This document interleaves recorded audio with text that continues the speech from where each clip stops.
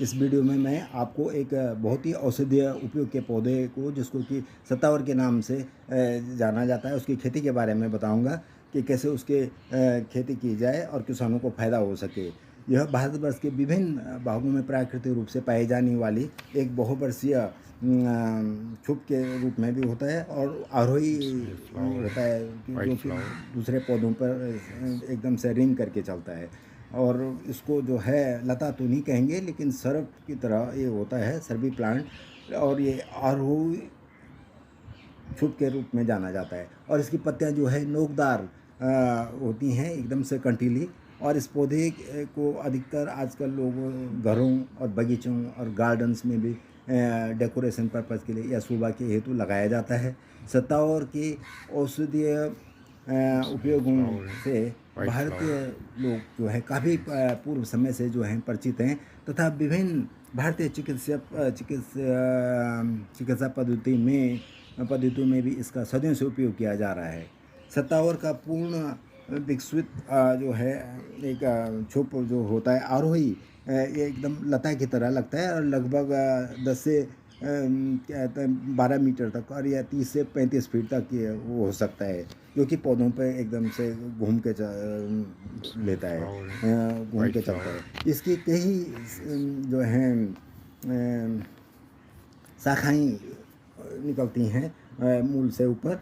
और काफ़ी जो मेन तना होता है काफ़ी कठोर लकड़ी जैसा होता है और पत्तियां काफ़ी पतली तथा सुई जैसी निकली होती हैं और इनके साथ कांटे भी लगे होते हैं।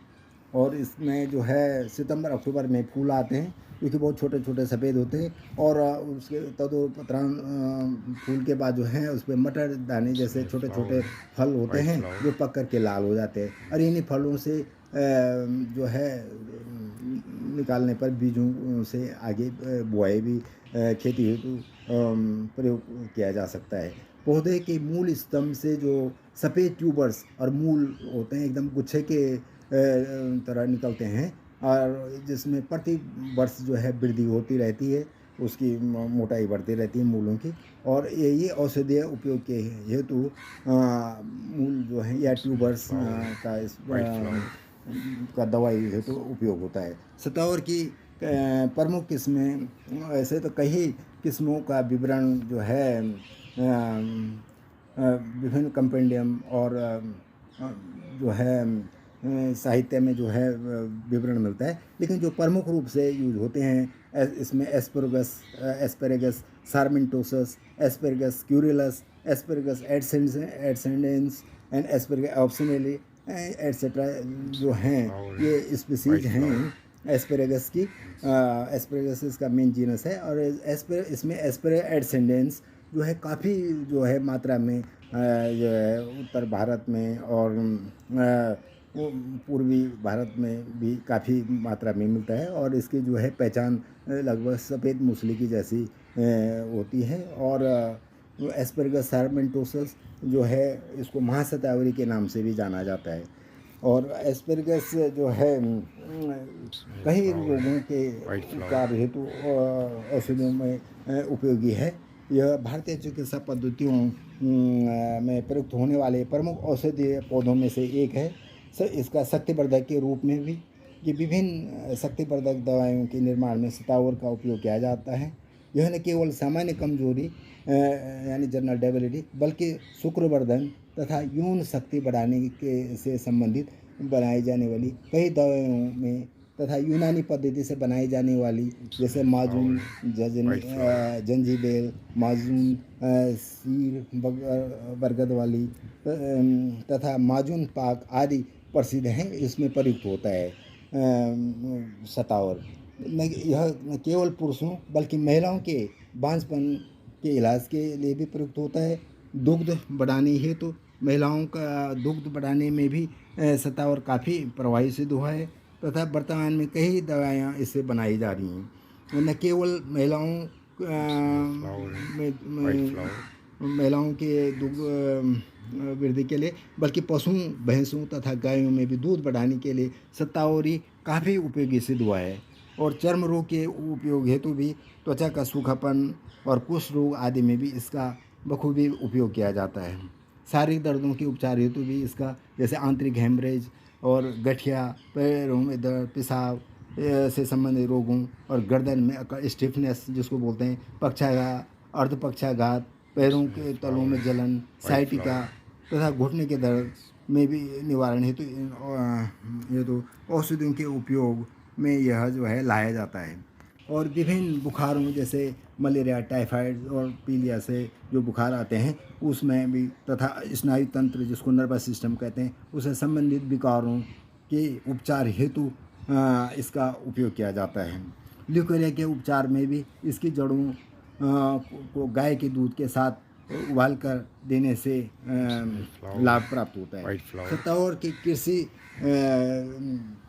तकनीक इसे कैसे की जाए, यूँ तो यह इसकी बहुतायत में इसकी उपलब्धता जंगलों से है, परंतु उपयोगिता तथा मांग को देखते हुए इसकी कृषिकरण की आवश्यकता दिखाई देती है,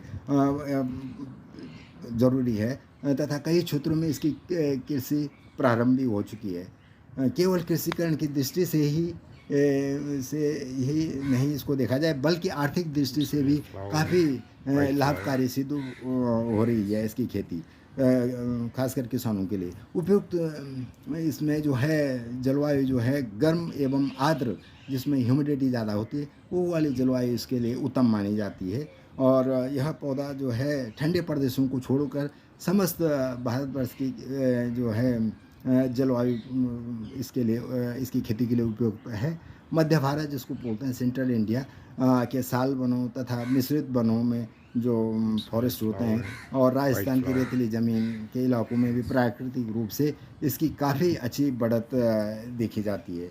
वो इसके लिए उपयुक्त जो सॉइल या मिट्टी होती है, रेतीली दोमट मिट्टी, जिसमें कि जल निकास की व्यवस्था सर्वाधिक उपयुक्त हो, वो बहुत ही अच्छी रहती है। और हल्की काली तथा चिकनी मिट्टी भी में भी इसे उगाया जा सकता है, परंतु ऐसी मिट्टी में रेत का मिश्रण करके इसमें खेती कर सकते हैं। और इसमें बिजाई की विधि जो है, सतावर की बिजाई बीजों से ही प्राप्त की जा सकती है, तथा कुछ पुराने पौधों से भी प्राप्त होने वाले जो डिस्क से भी, या पुराने पौधों की खुदाई करते समय भूमिगत कंदों से छोटे छोटे अंकुर भी प्राप्त होते हैं, जिससे पुनः पौध तैयार की जा सकती है।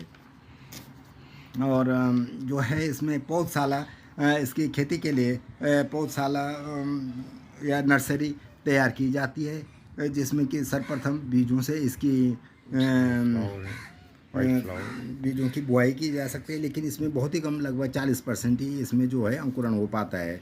और यदि 1 हेक्टेयर में खेती करना हो तो लगभग 1000 वर्ग फीट का एक पौधशाला बनाई जाती है या नर्सरी बनाई जाती है, जिसमें खाद डालकर अच्छी तरह से तैयार कर लिया जाता है। फिर इस नर्सरी को की ऊंचाई लगभग 9 इंच से लेकर 1 फीट तक ऊंची होनी चाहिए, ताकि पौधों को उखाड़कर आसानी से दूसरे मेन खेत में स्थानांतरित किया जा सके। और 15 मई के करीब इस नर्सरी में जो है बुआई के लिए उपयुक्त होता है, जिसमें 1 एकड़ के लिए लगभग 5 किलोग्राम सीड की आवश्यकता होती है। और बीज छिड़क दिए जाने चाहिए, या फिर इनमें गोबर मिश्रित मिट्टी छिड़क करके नर्सरी में, या डायरेक्ट आप सीधा खेत में भी डाल सकते हैं। और इसमें मिश्रित मिट्टी की परत फिर चढ़ा देते हैं, गोबर मिश्रित मिट्टी की, ताकि बीज ढक जाएं। और फिर फुहारे से या स्प्रिंकलर की सहायता से सिंचाई लगभग 10-15 दिनों में इन बीजों के अंकुरण के लिए ज़रूरी है। 10-15 दिनों के क्योंकि अंदर ही इसमें अंकुरण प्रारंभ हो जाता है, तथा बीजों का अंकुरण का प्रतिशत इसमें थोड़ा कम होता है, लेकिन जो है इसको अन्य जैसे कंद से भी, उससे भी प्लांटिंग कर सकते हैं, लेकिन बीज से भी अधिक इसका नर्सरी बना करके जो है पौध तैयार की जा सकती है। जब ये पौधे लगभग 40 से 45 दिन के हो जाएं तो इन्हें मुख्य खेतों में प्रतिरोपित कर दिया जाता है। अब खेती की तैयारी के लिए जब सतावर की खेती लगभग 24 माह से लेकर और 40 माह तक की फसल के रूप में इसकी खेती की जाती है। और मई जून में खेत की गहरी जुताई करके उसमें लगभग 3 ट्रॉली प्रति एकड़ गोबर या कंपोस्ट की खाद मिला दी जाती है।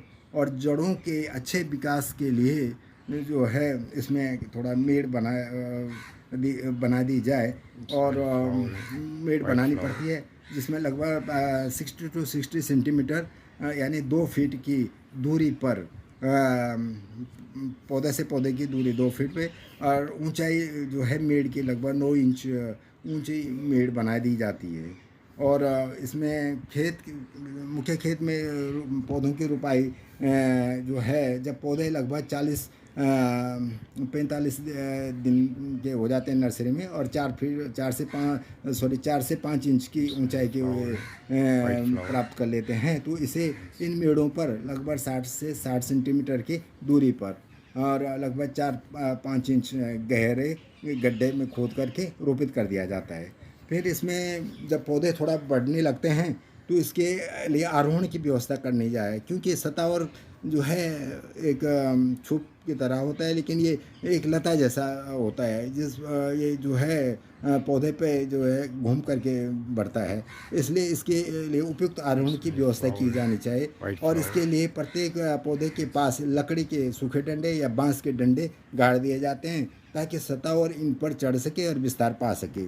फिर उसमें निराई गुड़ाई आवश्यकता पड़ने पर नियमित अंतरालों पर निराई गुड़ाई करने से मिट्टी नरम रहती है। फिर सिंचाई की व्यवस्था इसमें भले ज़्यादा इस फसल के लिए सिंचाई ज़्यादा ज़रूरत नहीं होती है, लेकिन लगभग यदि माह में एक बार सिंचाई की व्यवस्था हो तो जड़ों का अच्छा विकास हो जाता है।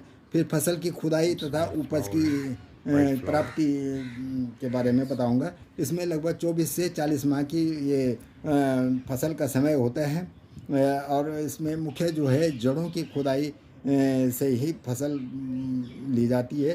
तो इसकी खुदाई में उपयुक्त समय जो होता है अप्रैल से मई का होता है, और जब पौधों पर जो पौधे होते हैं इन पे लगे हुए जो है फल या बीज जो पक जाएं तभी इसकी जो है खुदाई करनी चाहिए। और खुदाई में कुल उत्पादन लगभग 24 माह की फसल से प्रति एकड़ लगभग 25,000 किलोग्राम ट्यूबर्स प्राप्त होती है। लेकिन ये जो है गीली ट्यूबर्स या जड़ें होती हैं प्राप्त होती हैं, और उनको सुखाने तथा छिलने के उपरांत ये लगभग 2500 किलोग्राम में लगभग 10% रह जाती हैं। इस प्रकार 1 एकड़ की खेती से 25 कुंटल सूखी जड़ों का उत्पादन प्राप्त होता है।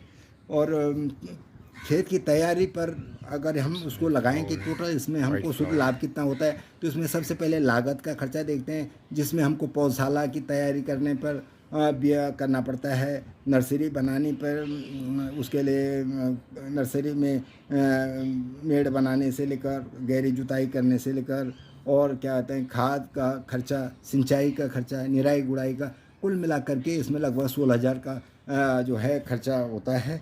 और उसमें हम देखते हैं कि 1 एकड़ में जो